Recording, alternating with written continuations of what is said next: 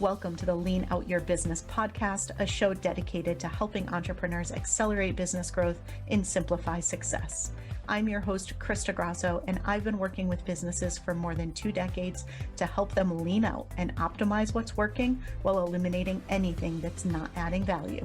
So if you are ready to get more time back in your day, more profit in your business, and to do business differently, growing and scaling on your terms, let's dive into today's episode.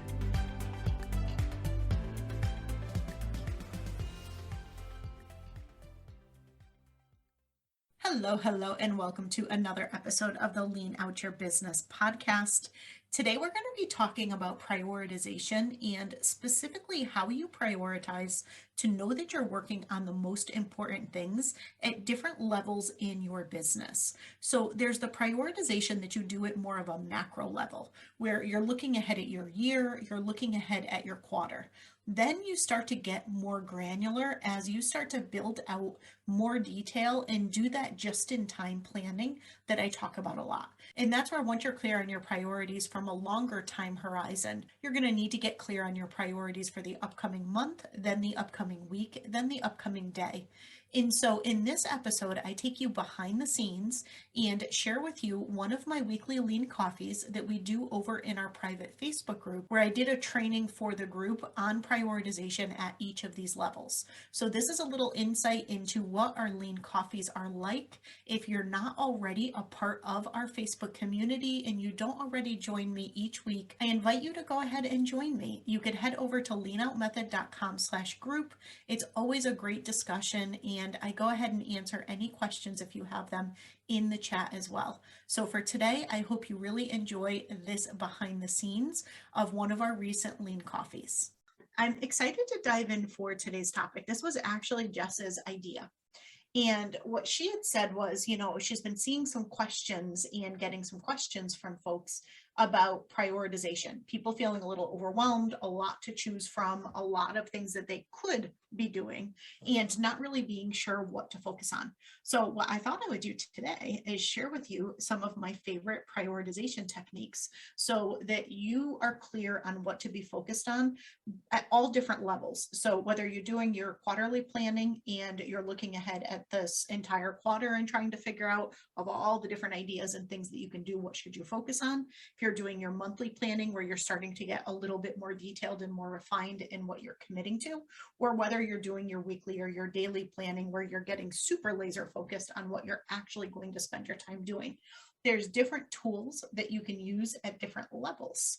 And so today we're going to go through what those are so that you can always feel confident that you're actually investing your time, your money, and your energy into the things that are actually going to matter most, right? That's the goal. If you're going to be doing something, you want to make sure that it's the right thing, because there is nothing more frustrating than pouring a whole lot of time or a whole lot of money into something that isn't actually the most important thing to be working on, which you realize afterwards when you don't get the results from it.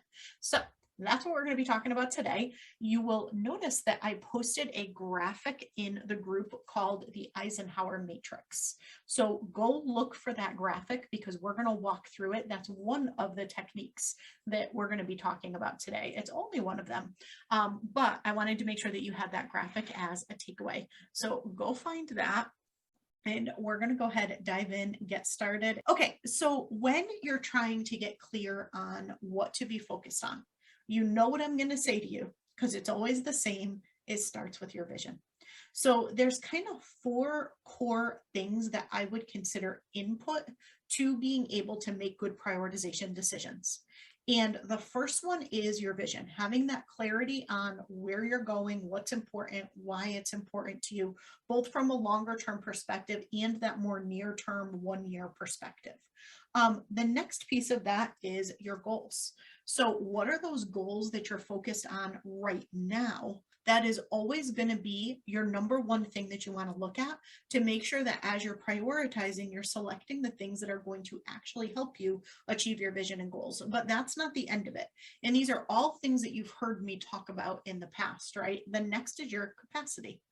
cool, you have a million things that you want to do, but how much can you realistically get done in whatever the time period is, whether you're looking at your day, your week, your month, your quarter, your year, right? What is your capacity and what's realistic? How much space do you have to actually say yes to things? And then the final thing is your commitments, right? So let's say you have 40 hours a week of capacity, but you only actually have 5 hours a week available. When you look at your existing commitments, you've got existing client deliverables, you've got group programs that you're doing, you've got podcast interviews, you've got whatever those things are that make up your schedule. When you look at it, how much time do you actually have for the things that are not already pre-committed, right? And so those are your four kind of core inputs to prioritization: your vision, your goals, your capacity, your commitments. Of those, the one that you can kind of flex a bit is your commitments, right? Maybe you do have things that you've already committed to and you've only got 5 hours available, but when you look, you need 10. Well, look at those commitments first and say, did I really need to say yes to all of these things? Are all of these things truly necessary? You may be able to lean some of those things out or reimagine how you're approaching some of those things to get a little bit more time back. But start with your pre-existing commitment, so you know that you're hosting a retreat on this day, you're doing client calls this day, you're doing your group coaching this day, whatever those things are, so you kind of take that down. So those are your inputs. Now, once you have your inputs, let's dive into some techniques for prioritizing so you always know you're working on the most important things. So you've heard me talk before about the PPV Matrix. So looking at things that are the right combination of passion, profit, and value. So we talk about this a lot in the context of the offers in your business. Are the things that you're working on, are the offers, the programs, the things that you're putting out the right things, and are the components of them the right things? Well, you can actually take that up a level and go beyond just your offers and look at all of the different ideas that you have in your business, whether they're for offers, whether they're for new projects, whether they're for the things that you're already doing to kind of run the business and meet your existing client deliverables. You can run it through those same filters to say, is it the right blend of passion, profit, and value? So it's providing, exceptional value for your customers. It's driving the right level of profitability for your business, either directly or indirectly. And it's something you're passionate about, something that is in alignment with your next level, your long-term vision, as well as stuff that actually fuels you and that you want to be doing in the business, not legacy stuff that you feel stuck doing because you did it at one point in time, but it doesn't make sense to keep doing. Right. And so the passion, profit, value matrix, when you take it up a level above the offers and look more holistically at everything in your business, I call that the $1 million idea evaluator. It's actually one of the tools that we have in all of our programs. We go into it pretty in detail and simplify to scale. But just at a high level, kind of run things through those questions, and that will help you realize, am I working on the right things? Right? Are the components of the things that I'm working on as optimized as possible when you look at the passion, profit, and value as your three different kind of factors to be considering? So that's one thing to look at. And that is one that I like to use at a more macro level. So I like to look at that on an annual basis. I like to look at that on a quarterly basis, much more kind of high level. As you start to get more granular and you start to look at, let's say, your month, for example, this is where there's a couple different techniques that I like to use. One is impact versus effort, and the other is something called cost of delay. And I'm going to start with impact versus effort. So when you're looking at all of the different things that you could do in a month, let's say that you've got 10 different ideas and you've got space for 6 of them. 4 have got to go, right? If you don't want to end up overworked, overwhelmed, doing all the things, 4 have got to go. You've only got 6. So how do you decide? Right? And so these are typically bigger things that you're looking at when you're looking at a longer timeline, like a month. And so I always look at and say, what is the impact if I do this? Like, what is it going to get me in the business? Or what is the impact of not doing it? What is it going to cost me if I don't do it in the business? And then from there, look at the effort that it's going to take to do it. In an ideal scenario, you have something that's really high impact and really low effort. If you have things in your business that you can do that are a combination of high impact and low effort, you do those all day long, right? What we end up doing quite often is things that are super high impact or super high effort and super low impact. And that is where you're wasting time, you're wasting energy, and you're often wasting money. So that's one thing that I like to do. Usually from that alone, you can look at and get your list of 10 down to your list of 6. Sometimes maybe even realizing it's really only a list of 4 because you had way more on there that you really needed to do.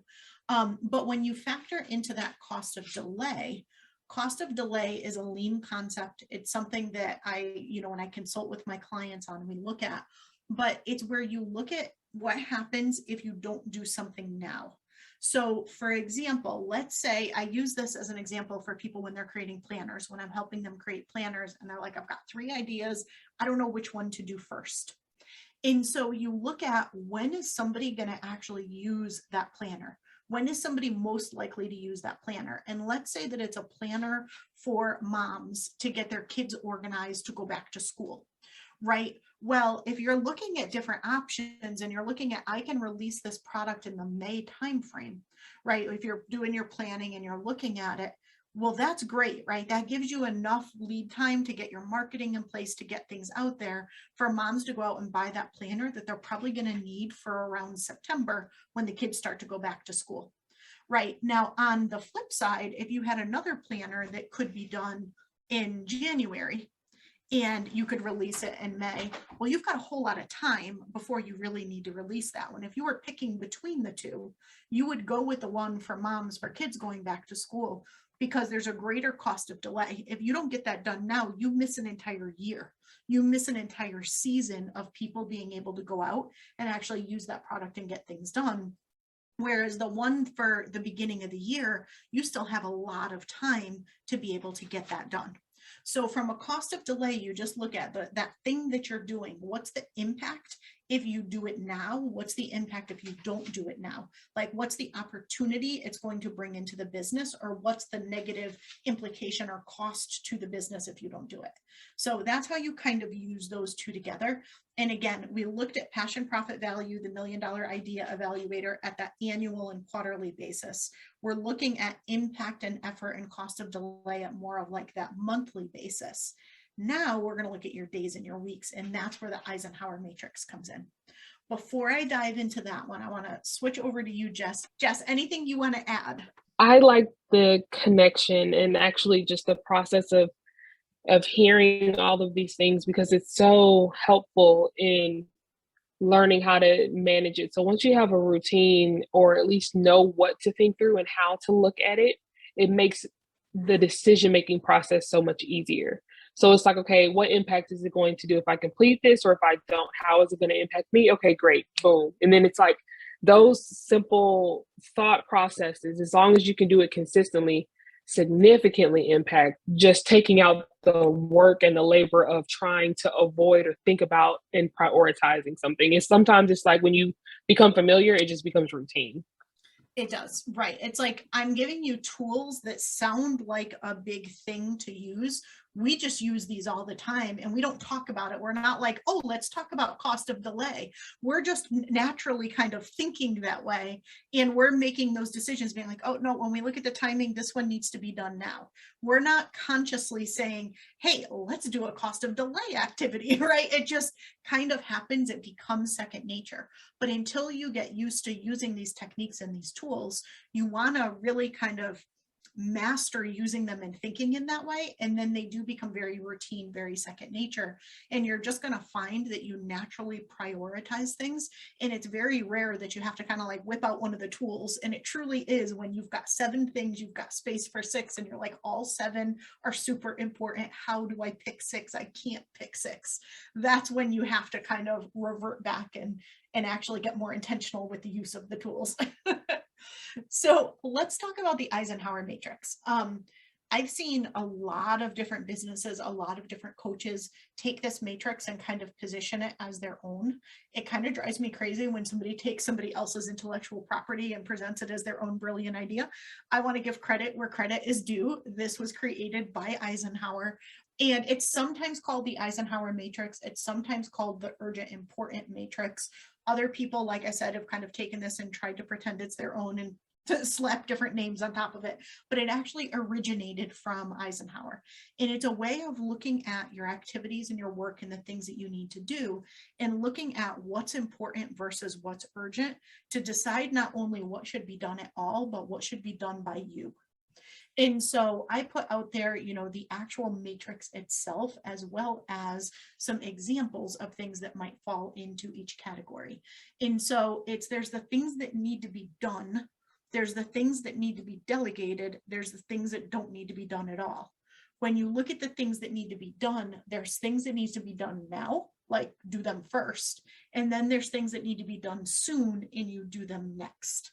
And so it's just a great way to go through and look at your different activities to say, okay, when do I do what? And so again, this is very much at a granular level. At this point, you've already done your prioritization. You know the big things you're working on. You know what's most important. You know what's most aligned and going to deliver on your vision and goals. Now you're looking at the actual specific actions that you're taking in support of those goals and in support of those projects or marketing campaigns or whatever it is you've committed to for the month. So this is the level of things that you're looking at. And so let me walk you through the matrix, right? So there's things that are urgent and important. Those are obviously the things that you're going to want to do first. And they're typically things that need to be done by you. Sometimes you're looking at this from more of a team perspective and they need to be done by your team. But either way, this is your first area of focus. There's usually deadlines associated with them, or there's an impact for not getting it done right away. I'll give you an example. We publish our podcast episodes on Tuesdays in the morning, right? All throughout the week, the podcast is important, but not urgent until Tuesday comes. When Tuesday gets here, the podcast is both urgent and important. So at any point in time throughout the week, we can do all of our readiness activities. But if we don't have them done Tuesday morning, it is a mad dash to get them done because it all of a sudden became very urgent. And there's certain things that you can't do until Tuesday morning, because even though I record those episodes sometimes a month or 3 in advance, they don't actually publish and there's no active links and there's no anything until the morning of. So there's a batch of activities related to releasing a podcast episode that are always both urgent and important, whereas there's a whole bunch of other activities that are important but not urgent. At any point in time, we could write the copy for the newsletter. We could write the copy for social media. We could create the graphics for things, right? We could do any of that at any point in time in the future. And so that's a scheduled due next type of activity. But once that urgency comes in, it's Tuesday. We got to go update those links. We got to go get all that updated now that it's published. That becomes important and urgent. So that's kind of a distinction between the two. Now there's things that are not important but urgent. I feel like entrepreneurs spend way too much time in this category. Or it's not important and not urgent. Not important, not urgent are the things that you want to delete, right? Anything that you are doing that's not important and not urgent is not something that should be done at all. And it sounds so obvious. You're like, well, of course, I'm not going to spend my time on things that aren't important or urgent. But I would challenge you to say, if you look at your schedule, I bet there's a whole lot of stuff on there that probably is. And so the first thing you want to do is just get really clear, make sure those things are off your plate. The next thing is things that are not important but urgent are things that you as the CEO of your business, the founder of your business, do not want to be doing yourself. As much as possible, these are the things that you want to be delegating. And so here's some examples for that, right? So I do a lot of podcast interviews. In addition to hosting my own podcast, I'm on podcasts a lot, usually on like anywhere from 4 to 6 podcast interviews a week. I'm on interviews all the time, right? So those we want to actually promote. And because as a good guest on a show, I commit to promoting that episode. I commit to sharing that episode. I want my audience to hear it because I'm usually talking about some really good stuff from a different perspective, because every host asks questions in a different way. So you get to hear some of what I talk about all the time in a different way and in a different light, which is really great. But also just for the host's benefit and having me on the show, I want to be sharing about them because usually I'm on some really good shows. And if you're a podcast listener, it's something that you'd want to go listen to and possibly follow the show, right? Great. So it's not important. It's not like I must right now go and get this episode out, but there is some urgency in it that usually I commit to getting those reshared within the week that I'm on the show. Right? Do I have to? No. But should I, as a good guest on a show? Yes, absolutely. So those are things that are not necessarily important. They're not going to make or break my business necessarily, but they are things that I want to do. And they're things that have some urgency around them from a timeline perspective, just because of the commitment that I've made to the host. Do I need to personally go and share and promote those interviews? No. Right? Can Jess or can somebody else from the team? Absolutely. And so those are the sorts of things that, there's some urgency around them. There's some timeline around them, but you don't need to be doing them. So let somebody else take that off your plate so you can do what you do best, which maybe like me is kind of showing up and talking about sharing your point of view and being the guest on the interview, but you can still go ahead and meet your commitments just by having your team support you in it.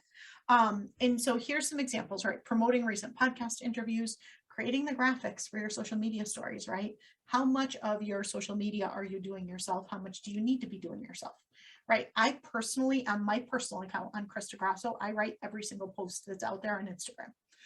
And I do that intentionally. It's my personal account. It would feel weird to me if somebody else was writing things as me. I don't write Lean Out Methods posts, right? And so it kind of depends on what it is. So somebody else can do certain things, other things you need to do. You just need to kind of figure out what things can be delegated. Now, an example of something not to do and to delete, I see so many people spending so much time in this. How many webinars or trainings or things do you attend that actually have no relation or no direct path to your next level vision or goals? Like, how much time do you spend looking at what other people are doing or attending something because you're curious to see how somebody does something, but it actually isn't going to give you any true benefit, right? That is a great example of something that you can immediately delete and not invest any time in. It is amazing the amount of time I strip out of people's calendars when we look at what they're spending their time doing. They're doing networking calls with people who are never going to be clients or who are never realistically going to be a good referral partner for them. So why are they spending so much time of their precious time with these particular individuals when they can be much more targeted in who they're meeting with? They just feel bad and don't want to say no to somebody who wants to put time on their calendar, right? And so there's so many different things like that. But if you really look at your calendar, there's a lot of stuff that you can clear out. Those are my 4 techniques, strategies, whatever you want to call them, for prioritizing, so you know that you're always working on the things that are actually going to move the needle and have the biggest impact in your business. Starting at that high level, the year, the quarter, breaking it down into things when you start to get a little bit more granular at that month level, and then using this matrix for more of your day-to-day and more of your kind of weekly look at things. So Jess, anything that you want to add to the discussion? I appreciated the transition from the macro to the micro level, especially for that day to day.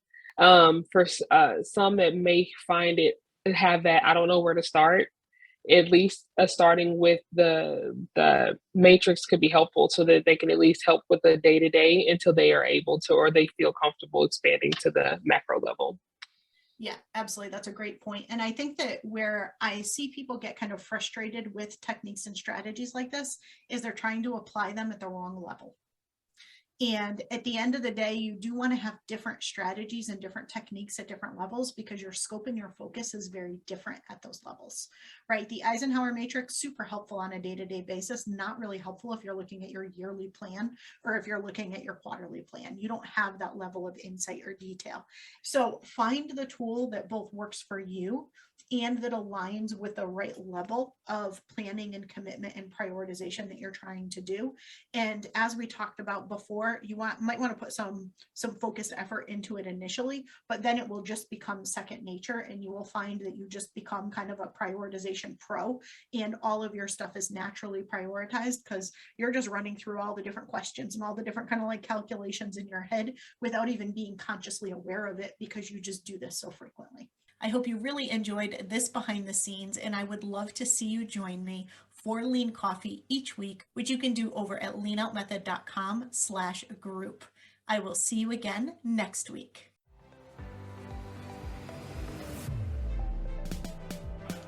Thank you for joining me for another episode of the Lean Out Your Business podcast. I hope you got a lot of value and actionable insights from today's show and would love if you take a moment to leave us a review.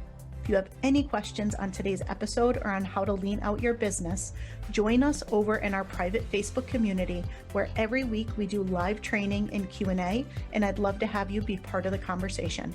Head to leanoutmethod.com/group to join us. And before you go, be sure to subscribe to the show so you're the first to know when we release a new episode. We'll see you next week.